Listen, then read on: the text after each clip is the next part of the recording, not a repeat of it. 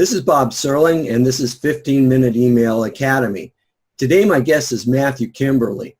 Now, Matthew is the former head of the Book Yourself Solid School of Coach Training, which was founded by best-selling author Michael Port. Matthew specializes in helping people learn to sell more effectively in a way that's actually enjoyable, or as he puts it, by using non-sucky systematized selling. In addition, he writes great non-sucky emails too. So I'm happy to have Matthew share his wisdom with us today. So Matthew, welcome.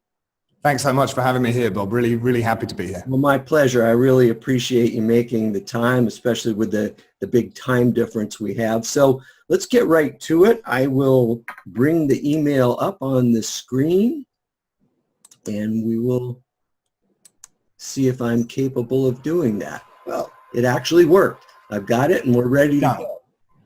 So you ready? Sure thing. All right, so let's start out with just a quick overview. What's the purpose of this email? What do you want to accomplish with it? So my email is really designed to build a continued relationship with my pen pals, the people who are reading my emails. And in there will occasionally be, frequently actually, a call to action of some description which allows people to take the next step of engagement with me, which is by spending a bit of money. But that's not the primary aim. You know, I'm very happy to have people on my mailing list who are there for several years before they drop their hand in their pocket and perhaps buy my book or buy something low price. So the purpose of this is to further strengthen the relationship. I think all emails should either educate, inform, or entertain. Educate and inform are probably the same thing. So yeah. Educate, entertain, and this are the purposes. And this one was a mixture of both. I was also looking specifically to build rapport with this email. Yeah, and I was going to say this is a mixture of all three of those. It does entertain, it educates, and what was the third component? More or less the same. It's inform, educate, and inform. Yeah. Okay, so let's jump to block number one, which is your subject line, in pursuit of mindlessness.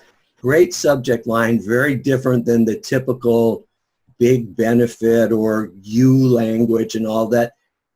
Why did you use this structure for your subject line?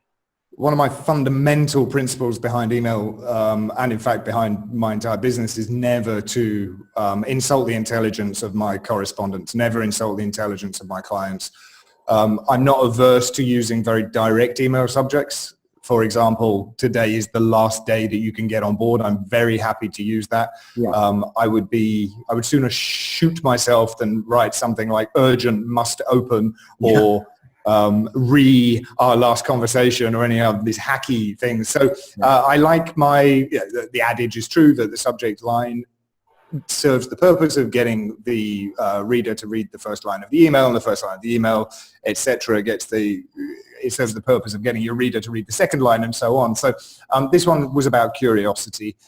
It's an unusual subject line. It seems slightly contrarian if you look at it at first glance. It's counter to what we receive a lot of the time in the business and personal development space, which would probably read something like in pursuit of mindfulness. And you know exactly what you're going to get in that email. Yeah. It's going to be, okay, so be more mindful. What about in pursuit of mindlessness? Wow, this sounds slightly contrarian. I'm curious. Yeah, it definitely generates a lot of curiosity.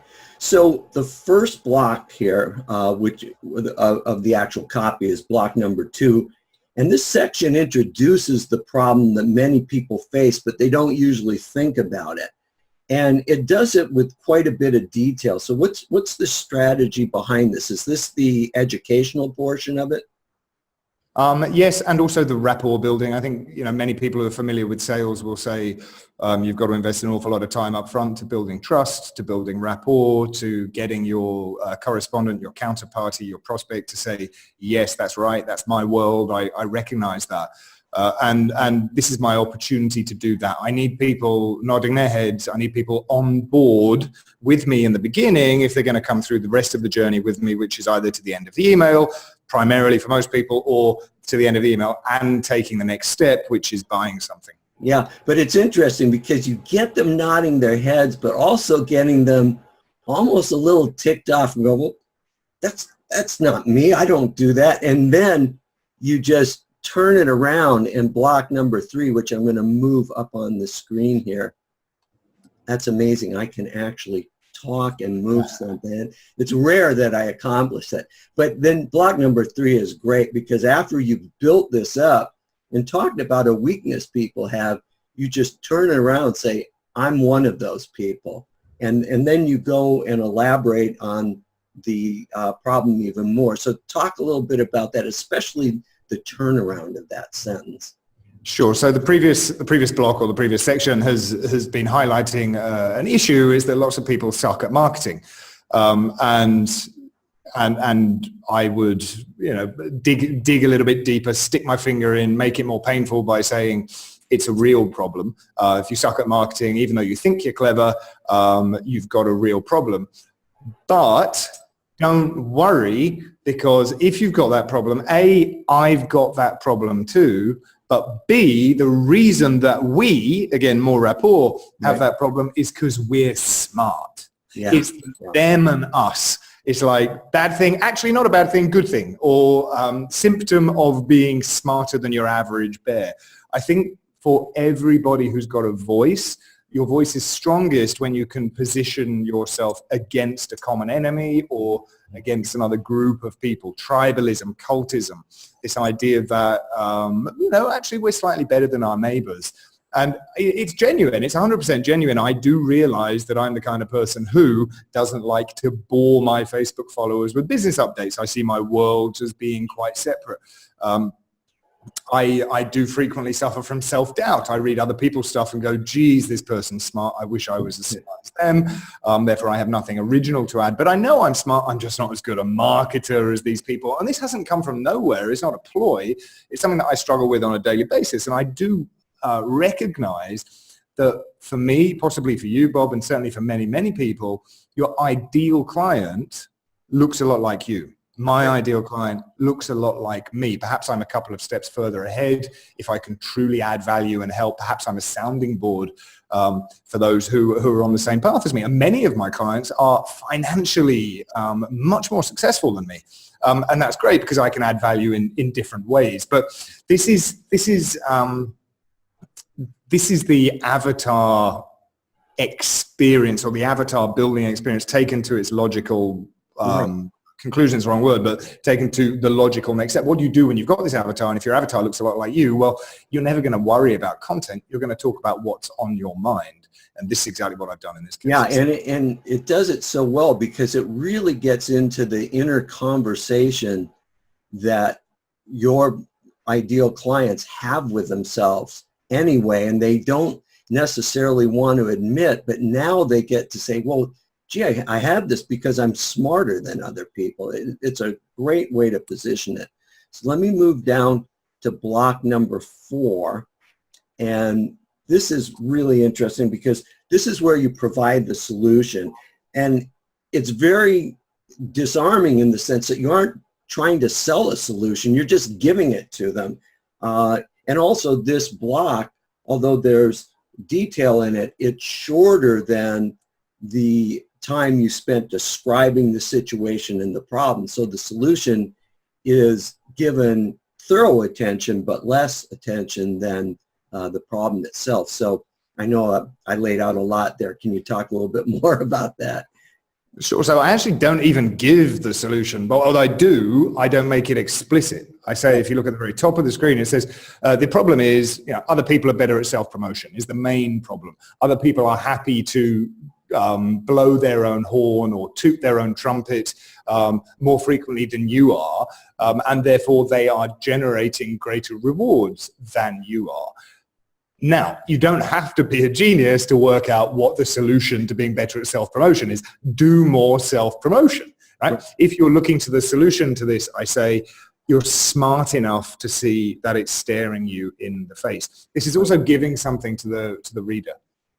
Again, coming back to the not insulting the intelligence of the reader, it is clear if you read the email from top to bottom that the solution to not doing enough self-promotion is to do more self-promotion. I don't need to lay it out on a silver platter. Right, but you also give a more specific solution from the standpoint of that there's others who've already done it. You can learn from them that information. So that's the next part. I actually see this as a second loop. because there's a second phase in here, a second movement, which is marketing isn't the only part of the business that suffers when you're too smart. You're an overthinker as well. Right. You take longer over everything because you think longer. So it's almost like a second verse before the chorus hits in. Yeah. And you do take longer over everything, but here's an explicit solution to that. Your situation is not unique. Was it Dan Kennedy or someone who used to have a big buzzer and a slide that would come up at his events when someone would say, but my clients are different, and he'd have a my clients are different slide, or I am unique, and it's not true, and we know that it's not true, and there's enough data to say that all of our problems, although unique to us, are not unique problems. So actually what I'm also doing here, Bob, is laying the stage to the idea that they should be investing in coaching services, which is something that we provide. Yeah. I'm saying, without making an overt sale, I say almost a roundabout way, if you're working with a coach, these instructions are tailored to your exact and specific situation. It's planting a seed. It's saying if you're not working with a coach, then probably you're an idiot. Right. And, oh, by the way, without saying it, I provide these services as well. Right. So very often mindlessly following instructions can be all you need to do.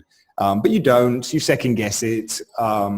You run them through cerebral mesh filters. And I like to use phrases that you don't normally see in marketing emails. You don't normally see phrases like cerebral mesh filters. Yes. I love words. I love vocabulary. My best clients appreciate that of me. And I can't imagine a world where I'm hacking out copy using, I'd say, if I was hacking out copy, I'd say, instead of you run clear instructions through cerebral mesh filters, I'd just say something like, you overthink things.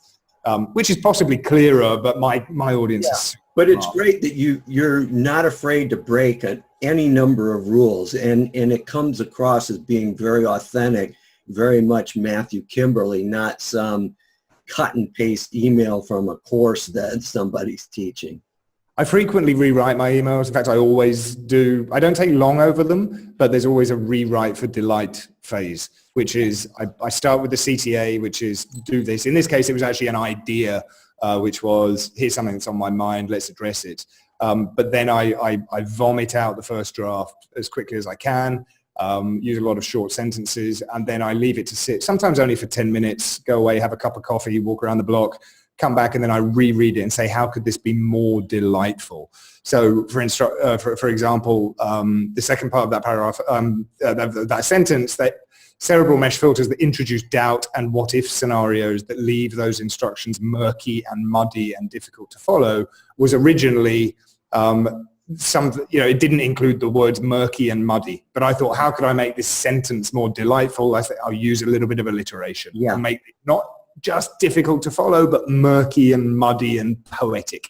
Yeah, that's great. So then block 5 and 6 kind of tie together. You wrap up saying that you use active mindlessness and suggest they try it. And then you kind of tie that to block 6, your PS, which is really the only place that you explicitly do any type of selling, and it's a very, very soft pitch. So can you talk a little bit about those 2 blocks? Sure. So I don't think you can just present a problem. I think you always have to present some kind of solution just for completion. I know that if you leave people incomplete, they're more likely to buy your solution, but I also think you're doing them a disservice if they open an email and it's a shaggy dog tail with no payoff. I think that's problematic. Yeah. So you must always give a little before you ask for a little. And so active mindlessness or following instructions is something you can try. No matter what it is you're trying to do, someone's done it, get the guidebook, follow the manual to the letter, and just see what happens. Right. Then the whole email has exacerbated the fact that smart people find it difficult to get stuff done quickly. And so the PS really addresses that. It's if getting stuff done, whether that's making sales or following instructions or finishing projects, is a problem, then my single malt mastermind, which is an accountability program that I run, might be just the thing for you. Yeah. So it does tie in very much with the theme of the message. The theme of the message is smart people have trouble getting stuff done, no matter what that might be. And if you need help with that, I've got a solution for you. So the final block number 7 is a disclaimer. Now, normally I don't include disclaimers with my emails. Is there a reason you did this? Is this something I think required in Europe? It's actually in two parts. So the disclaimer is in two parts, and maybe there's a paragraph break missing here. But the first part is this email was sent to you by Matthew Kimberley because you opted in. As far as I know, that's a CAN spam requirement. I don't understand 100%. I mindlessly followed somebody's instruction years ago that said commercial emails must include some kind of disclaimer, particularly if you will be reimbursed for affiliate promos, for example. So that's the first part. That never changes, but the last line always changes. And my most ardent email readers will always read down beyond the disclaimer to the last bit, which always begins exercise discretion. Yeah. And in this case, it says mindlessly following instructions can have unintended consequences. So there's always a little Easter egg at the bottom of every single email I send, and that will change, and it will make the right people smile and go, ha, Kimberley's done it again. Okay, so it's a little insider message. Well, that's great. What a great way to wrap up. So let me come back to us. There we are. Okay, and let me just close by asking, I mean, this has just been really, really illuminating because you write email in a style that's very different than it's traditionally taught. So I know people are going to want to find out more about you and what you do, and how do they go about doing that? Well, thank you, Bob. And I think the best place to go is matthewkimberley.com. That's Kimberley spelled Ley.com, although if you misspell it, you should be redirected, I think, because it's the most common misspelling in the history of misspellings. Okay. There used to be a Facebook group called Kimberley is spelt with an E. I belonged to for a while, but you go there, and I really think, Bob, it might sound a bit meta, but if you enter your email address into any one of the boxes there that says, give me your email address, that's where my best work goes. That's where the most fun is had, and that's how we can get to know each other best. I don't blog much. I don't make many videos. Not particularly active on social media, but if we're pen pals or correspondents, then I look forward to getting to know you. Absolutely. Great. Okay, that's fantastic. I strongly recommend people go and sign up and get in on Matthew's wisdom, because as you can see, he is an original thinker, and I put a tremendous amount of value on that. So Matthew, thank you so much for taking the time to share this today. Thank you for having me here. It was a huge pleasure. Great.